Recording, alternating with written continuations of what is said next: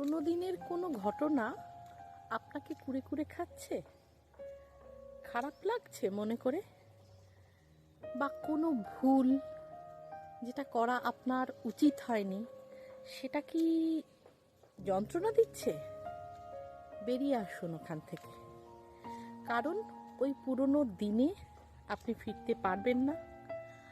আর ওই পুরনো দিনের কথা মনে করে আজকের দিনটা নষ্ট করাটাও কিন্তু হবে বিশাল বড় বোকামো।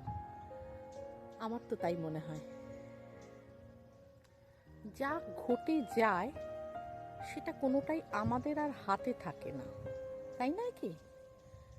আমাদের হাতে আছে যেটা আজকে যেটা ঘটছে, বর্তমানে আমি কি করছি। তো পুরনোকে মনে করুন শিক্ষা নেওয়ার জন্য, যাতে আপনার বর্তমানটা খুব ভালো হয়। সকলে ভালো থাকুন।